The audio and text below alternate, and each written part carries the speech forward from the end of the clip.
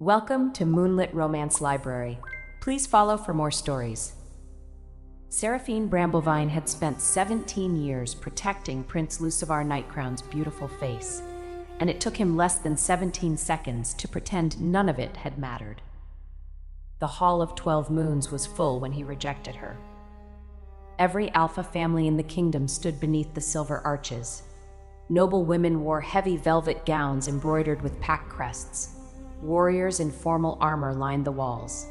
At the far end of the hall, the empty black throne of the Alpha King waited beneath a crown carved from moonstone. His younger brother stood on the lower dais in white and gold, handsome enough to make half the court forgive him before he had even committed the offense. Seraphine had always loved that face. When they were children, Lucivar's fine bones and long gold-brown hair had made him look too delicate for the wrestling yard. Other boys had noticed.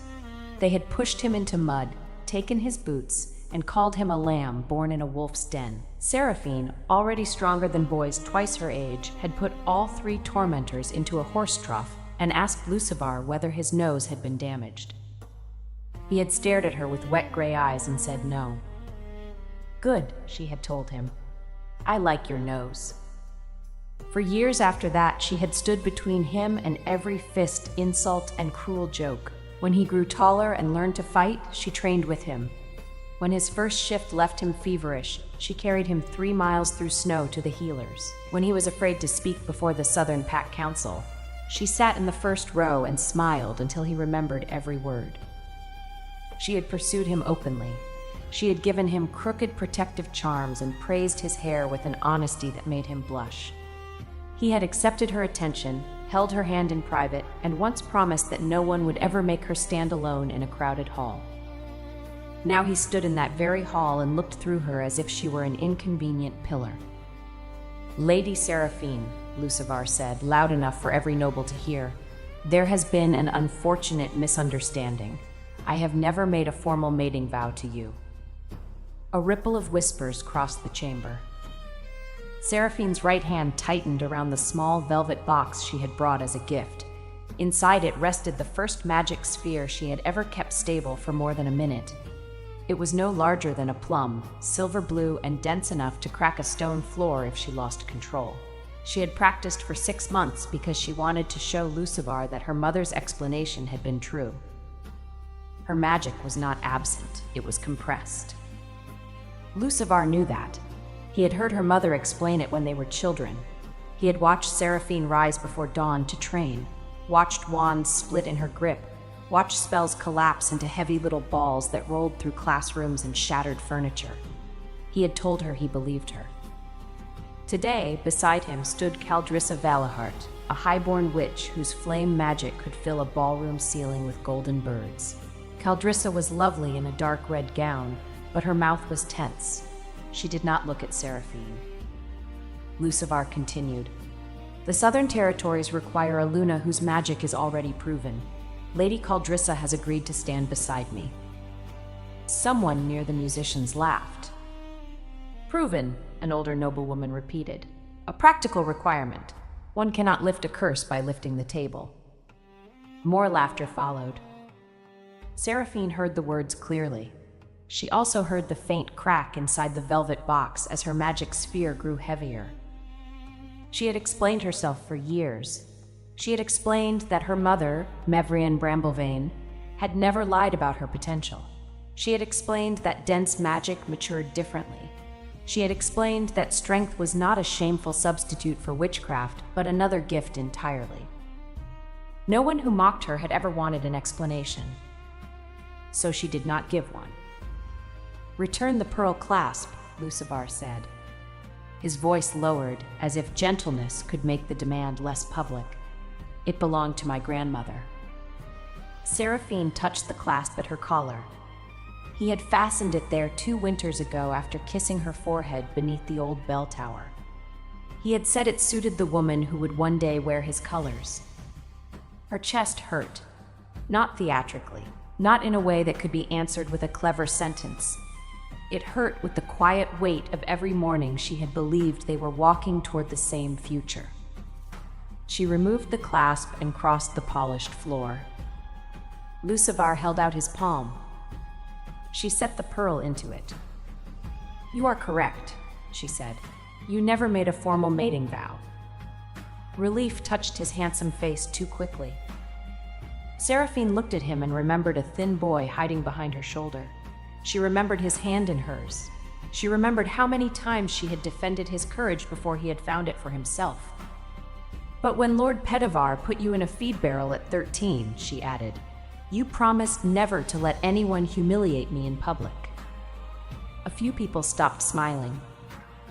Lucivar's face tightened. "This is not the time for childhood stories." "No," Seraphine agreed. "Your memory is not as pretty as your face. I should have noticed sooner." The first genuine laugh came from one of the guards. He turned it into a cough when Lucivar glared at him. Seraphine closed the velvet box, slipped it into her pocket, and stepped toward the ceremonial chair on which Lucivar had been sitting before the announcement. It was an absurd object, built from black oak and plated with silver wolves. Her mother had reinforced its legs after Lucivar cracked it during his first uncontrolled shift. Lucivar frowned. "What are you doing?" "Returning another family possession." She grasped the chair beneath both arms. Lucivar had time to look confused before Seraphine lifted the entire chair with him still in it. The Hall of 12 Moons fell silent. She raised him high enough that his boots swung above the floor, turned carefully, and carried him down the center aisle. Lucivar grabbed the carved arms. "Seraphine, put me down." "I intend to." Inside the hall. That detail was not specified. The nearest courtiers scattered. One elderly matron clutched her jeweled cane and laughed so hard she had to lean on a column. Caldrissa covered her mouth. Seraphine could not tell whether she was shocked or trying not to smile. At the open bronze doors, Seraphine set the chair on the outer landing with perfect care. Lucivar remained seated, red-faced and speechless. "Since you do not require my future," she said, "you probably do not require my mother's reinforced furniture either." A low voice behind her said, "Leave the chair, bring the woman back." The command did not need to be loud. Every wolf in the hall felt it. Seraphine turned. The Alpha King had entered through the northern doors without fanfare.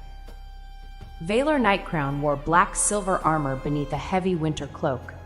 No skin showed below his throat. His dark hair brushed the collar of his armor, and a thin scar crossed one eyebrow without diminishing the severe balance of his face.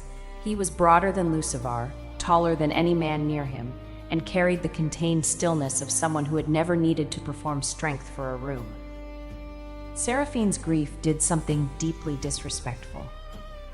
It paused. Her gaze moved from his face to the armored line of his shoulders, then returned to his face because she had standards and intended to examine the better feature twice. Valar stopped 3 paces away. His eyes were a cold, unusual blue. They met hers directly. "Have you finished looking?" he asked. Seraphine considered lying. Her mother had raised her better. "No, Your Majesty, but this appears to be a formal moment, so I can continue later." A shocked sound moved through the court. The king's mouth did not smile, exactly. One corner merely reconsidered its position. He looked past her to Lucivar on the landing. "You received her loyalty for 17 years. Lucivar rose from the chair. "Brother, I can explain. That privilege was available before you invited 12 packs to watch you disgrace her. The Southern Council requires a proven Luna." Valar's gaze returned to Seraphine. "Did you ask her to prove herself today?" Lucivar hesitated. Seraphine answered for him. "No, he asked for his grandmother's clasp." "Efficient," Valar said. "Cowardly, but efficient." Lucivar's jaw hardened. "You have been away at war. You do not understand the pressure here." "I understand pressure. It is the thing that reveals structure. You appear decorative." The guard who had coughed before abruptly studied the ceiling. Valar removed his winter cloak. The heavy black fabric was lined in silver, and fastened with the royal wolf crown. He placed it around Seraphine's shoulders. It smelled of cold air, cedar, and the iron halls of the northern fortress. The gesture was protective, but not possessive. He did not touch her throat or pull her against him. He simply made it impossible for anyone in the room to pretend she stood alone. "She has explained her magic for years," Valor said to the court. "You chose not to believe her. That is a failure of your judgment, not of her truth." Seraphine looked up at him. He was even more unfair from this distance. Without turning, he murmured, "Now is still not the time to inspect me."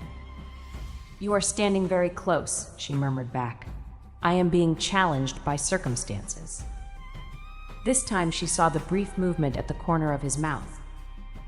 Then he faced the hall. "Lucivar has rejected Lady Seraphine Bramblevane. He is free to live with that decision." Caldrissa finally looked at Seraphine. There was relief in her expression, but also shame. Valor's voice deepened.